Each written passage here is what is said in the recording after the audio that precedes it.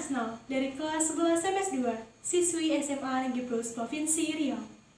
Nah, pada kesempatan kali ini, saya akan melakukan suatu praktikum mengenai larutan buffer atau larutan penyangga, yang mana menggunakan alat uji coba sederhana yang bertujuan untuk 1. Memahami konsep dasar larutan buffer atau larutan penyangga, 2. Mengetahui sifat larutan buffer atau larutan penyangga, 3. Mampu menganalisis dan membedakan larutan buffer asam dan larutan buffer basa, serta yang keempat, mampu menentukan dan membuktikan larutan buffer melalui praktikum ini. Nah, untuk konsep dasar dari larutan buffer, kita akan membahas pengertian dari larutan buffer. Larutan buffer atau larutan penyangga adalah larutan yang digunakan untuk mempertahankan nilai pH tertentu agar tidak banyak berubah selama reaksi suatu kimia berlangsung. Nah, sifat yang khas dari larutan buffer ini adalah pH-nya hanya berubah sedikit ketika dilakukan pemberian sedikit asam kuat atau basa kuat. Nah, yang kedua, yaitu pengenceran pada larutan penyangga ini tidak akan merubah pH suatu larutan. Nah, larutan penyangga ini terbagi menjadi dua, yaitu larutan penyangga asam dan larutan penyangga basa. Pada larutan penyangga asam, larutan ini akan mempertahankan pH pada daerah asam, yaitu pH di bawah 7. Untuk mendapatkan larutan ini dapat dibuat dari asam lemah dan garamnya yang merupakan basa konjugasi dari asamnya. Atau bisa juga dibuat dengan mencampurkan asam lemah dengan basa kuat, yang mana campuran ini akan menghasilkan garam yang mengandung basa konjugasi dan asam lemahnya. Nah, sedangkan untuk larutan penyangga yang bersifat basa akan mempertahankan pH pada daerah basa, yaitu pH lebih dari 7. Untuk mendapatkan larutan penyangga basa ini dapat dibuat berkebalikan dengan penyangga asam, yaitu dengan mencampurkan basa lemah dan garam, dan cara lainnya yaitu dengan mencampurkan basa lemah dengan asam kuat. Nah, cara kerja dari larutan penyangga ini yaitu dikarenakan di dalam larutan penyangga terdapat asam atau basa bersama basa konjugasinya atau asam konjugasinya, maka keduanya akan membentuk kesetimbangan ion di dalam air. Kesetimbangan ion itulah yang nantinya membuat larutan penyangga bisa bertahan pada pH tertentu saat ditambahkan asam atau basa. Nah, sebelum jauh melangkah menuju praktikum, alangkah lebih baiknya kita menyediakan alat dan bahan yang dibutuhkan. Alat dan bahannya yaitu cuka, buah naga, deterjen, kunyit bubuk, larutan garam, gelas plastik, dan sendok.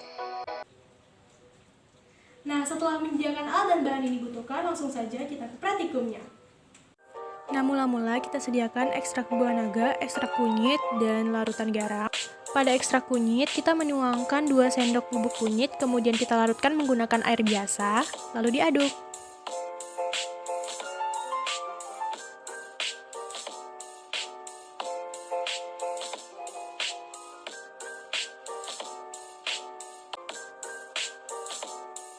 Kemudian kita siapkan 6 gelas plastik yang nantinya terdiri dari 3 gelas larutan cuka dan 3 gelas larutan deterjen dengan takaran yang sama. Setelah itu, jangan lupa aduk ke 6 larutan menggunakan sendok agar tercampur dengan rata.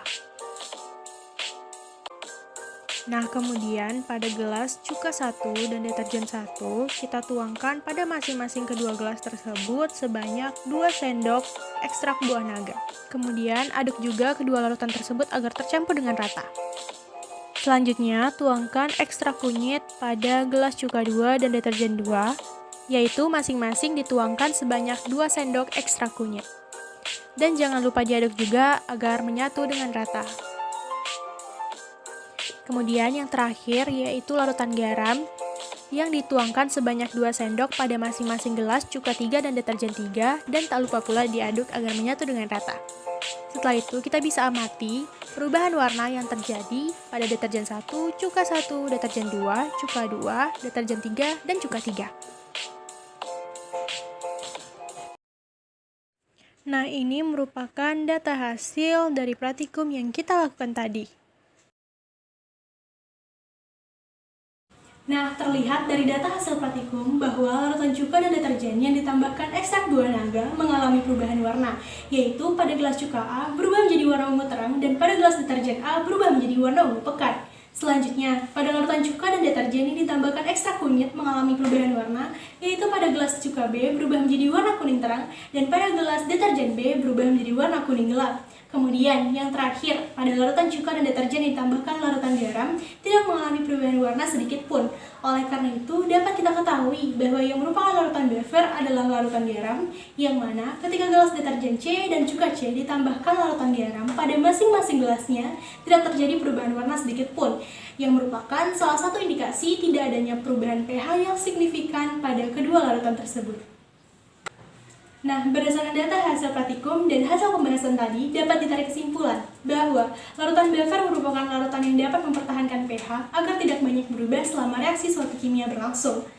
Nah, dapat kita amati pula, larutan garam merupakan larutan bever, yang mana terbukti dengan tidak adanya perubahan warna pada larutan deterjen C dan cuka C ketika ditambahkan larutan garam, yang merupakan indikasi tidak adanya perubahan pH yang signifikan pada kedua larutan tersebut. Nah, mungkin hanya itu yang dapat saya sampaikan. Kurang lebihnya saya mohon maaf. Semoga apa yang saya sampaikan dapat bermanfaat bagi kita semua. Wassalamualaikum warahmatullahi wabarakatuh.